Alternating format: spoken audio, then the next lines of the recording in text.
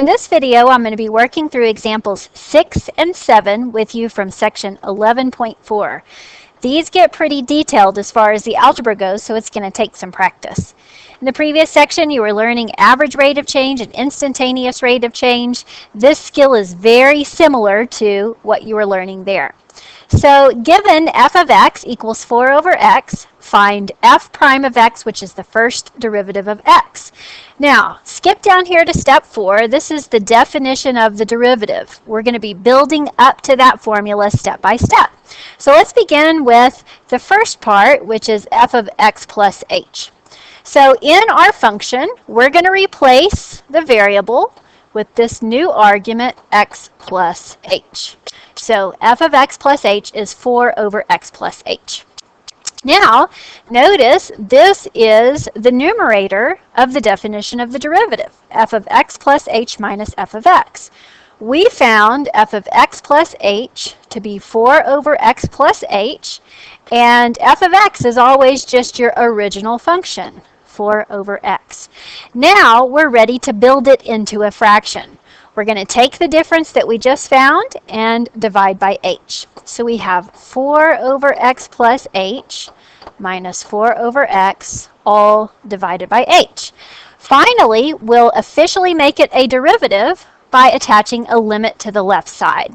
So we have the limit as h approaches 0 of this complex fraction, 4 over x plus h minus 4 over x divided by h. One way to simplify this complex fraction, it's a very simple way, is to multiply the top and the bottom by the lowest common denominator of the fractions that are there. So I can see the denominators are x plus h and x, and in the denominator, if you want to think about it as h over 1, that might help. So I'm going to multiply the top and the bottom by this lowest common denominator, x times x plus h. Then we're going to distribute this to each term of the numerator. Notice when I distribute to that first term, the x plus h would cancel. In fact, let me use this workspace, and I'll show you lots of details so nobody gets lost. So we have the limit as h approaches 0 of 4 over x plus h times our common denominator, x times x plus h, and put it over 1 if that helps to understand where it belongs in the fraction. Then we have minus 4 over x times x plus h over 1.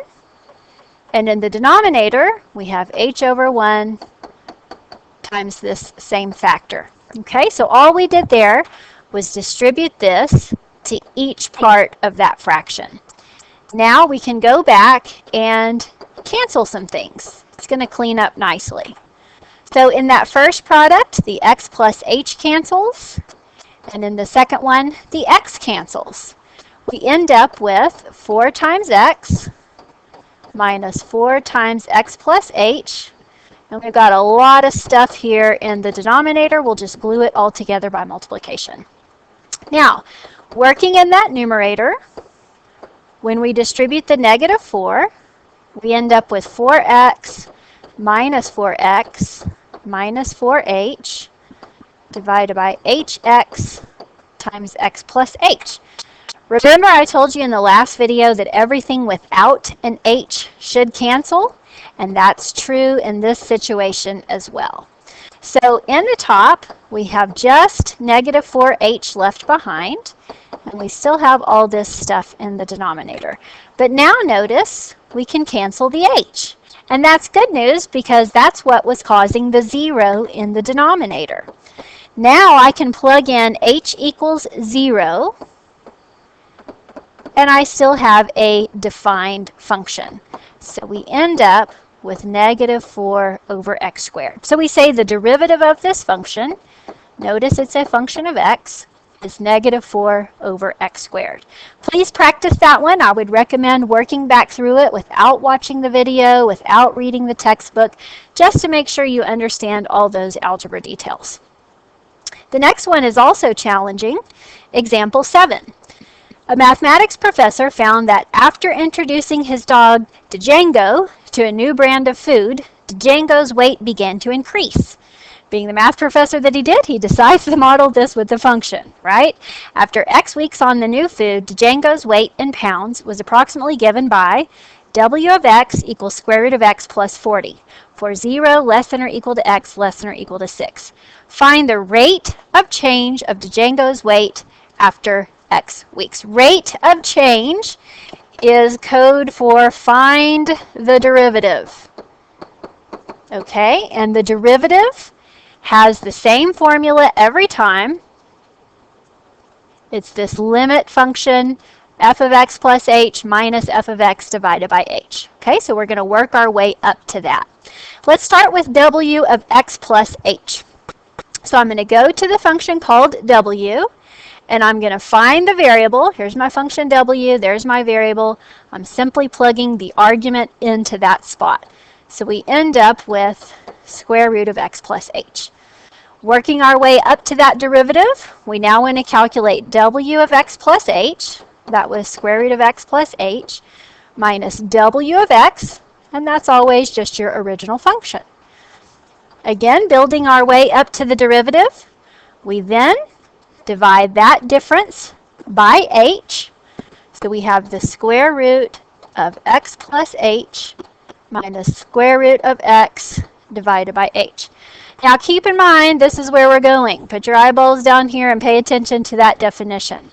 We eventually want to try to plug in 0 for h, but we can't do it in this stage because if I plug a 0 in for h, I would get a 0 in the denominator. In section 11.1, we learned a trick to get around this problem. It was called rationalization. We can rationalize the numerator in this case, and that will help me to calculate the limit in a moment. To rationalize the numerator, we multiply the top and the bottom by the conjugate of either the numerator, denominator, whatever it is that we are trying to rationalize. Okay? Then, I'm going to add some parentheses here. We can FOIL this stuff out. So, working on our FOIL, notice the first two terms, we have the product of square root of x plus h times square root of x plus h. Well, a radical multiplied by itself basically cancels out, so we just get x plus h. Notice our outside terms product is exactly opposite of our inside term product, right? So those are going to cancel out. That always happens with conjugates. And then finally, we have our last term product. Square root of x times square root of x is minus x. Okay? All divided by, now, I'm not going to multiply out the denominator. I want to keep that h by itself that I'm trying to cancel. When we simplify, we see that the x's cancel, and we end up with h on top over h times the square root of x plus h times the square root of x. And that's convenient because now our h's cancel. And we've arrived at simplifying our difference quotient until it looks something like this. We're ready to evaluate the limit. So the only new thing that I'm adding here is this limit operator, and that's what makes it a derivative. Okay? So let's plug 0 in for h. Now that it's legal, we won't get a 0 in the denominator. And we end up with 1 over 2 square root of x for the derivative. Hang in there. These are tough problems. It's really going to test your algebra. The more you practice, the more familiar it will become and the easier it will get. Next week, we'll talk about some shortcuts.